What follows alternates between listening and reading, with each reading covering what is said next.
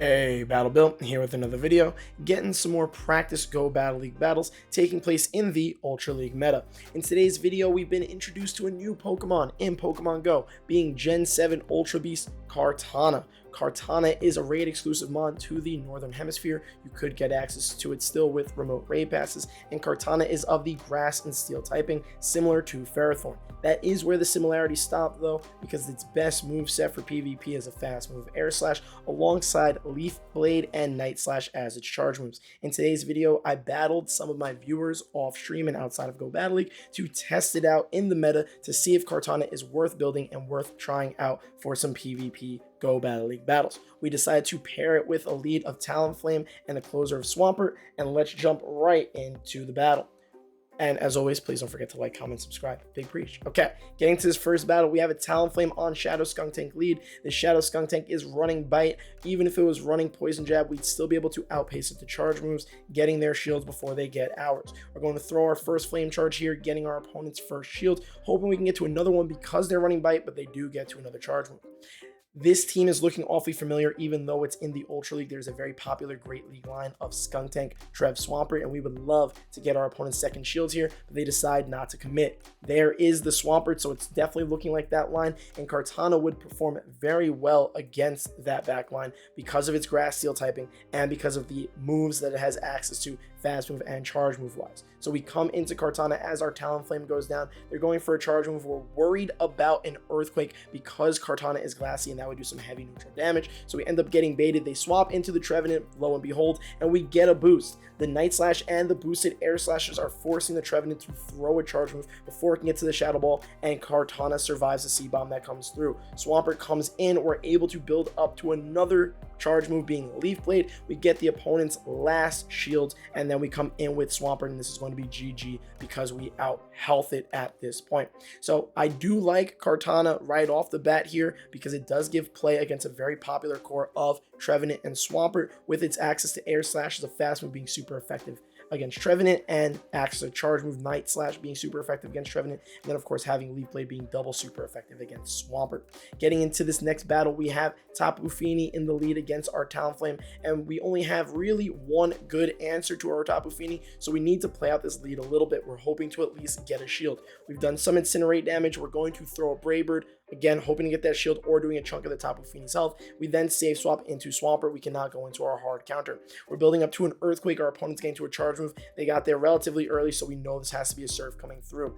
They then decide to swap, and we're loaded on energy. They come in with Scrafty. Scrafty is not going to be able to eat these neutral Hydro Cannons all that well, and we're gonna get spamming.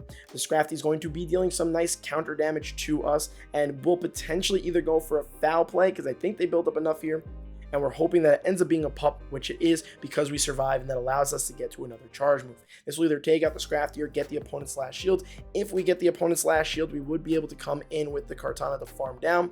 We come in with the Kartana anyway. They stay in with their Tapu Fini to throw a charge move. We let this charge move come through because we would resist both moves from Tapu Fini. But as you can see, Kartana is a glass cannon.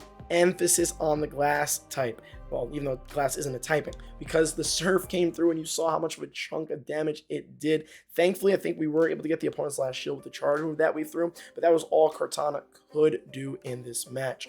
We are essentially hoping to, we're going to shield this crunch that's going to come through, but we're hoping to build up energy and then catch their charge move, which we're able to do because we need the Talonflame to essentially clutch their back line, doing some neutral damage to the Drapion with the Flame Charge, which will be a big chunk. Does not take out the Drapion's remaining health. They do swap out into their Tapu Fini though. We're going to go for a boosted Brave Bird. This will take out the Tapu Fini, and now we just need to hope for the Incinerate to load on the Drapion before they get to another crunch, and we're able to take the second match, even though Kartana was not of much help there.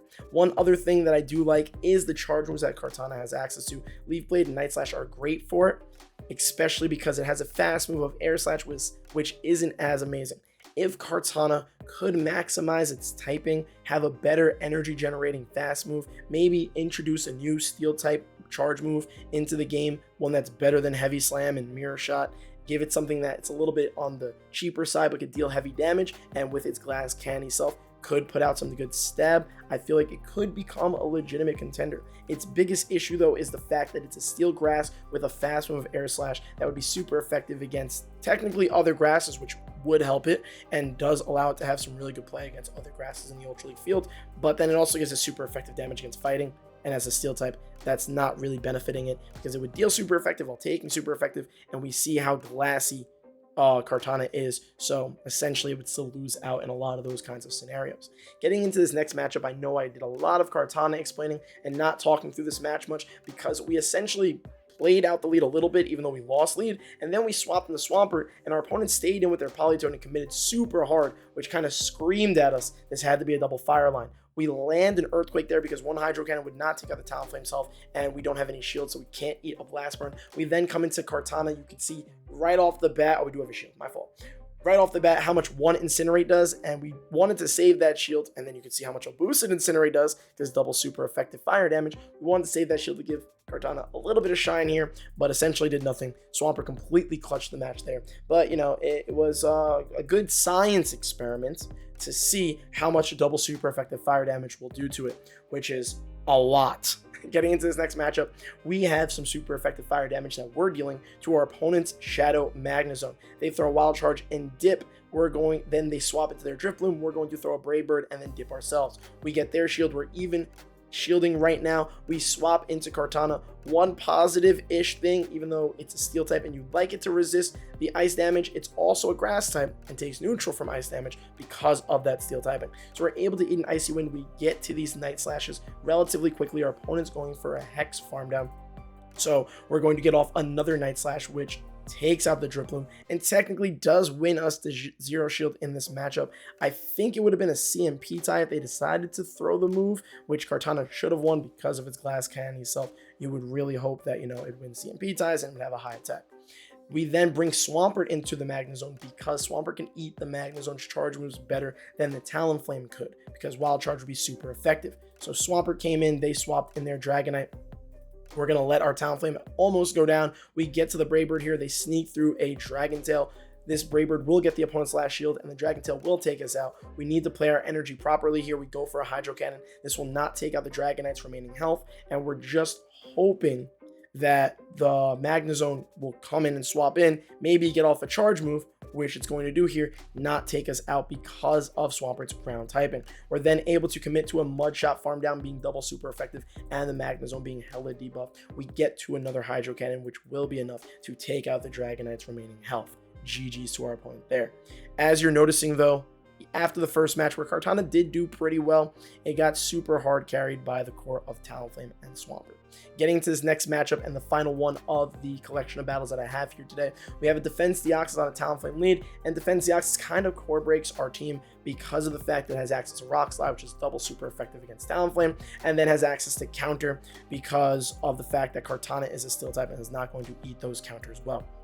So we throw a Brave Bird, land it, save swap in the Swampert, and then essentially this match is GG. So we're able to win the first 4 matches, a little bit of Kartana showing in the beginning, and then a lot of Talonflame, Swampert hard carrying. This matchup just kind of goes to show the weakness of Kartana and its lack of flexibility, because essentially, well, everything I've literally already stated, the whole being core broken by the Talonflame, the Deoxys, and then the other fact that when I come in with Kartana against a grass type, I have to shield the Shadow Ball because it's also ghost type. That comes through because of how glassy Kartana is. You're going to see how much counter damage is now adding up against our Kartana. We're going to have access to Night Slash, which will threaten some shield, so that's a positive. The problem is the Air Slashes are not generating enough energy, nor doing enough damage to take out the Defense Deoxys.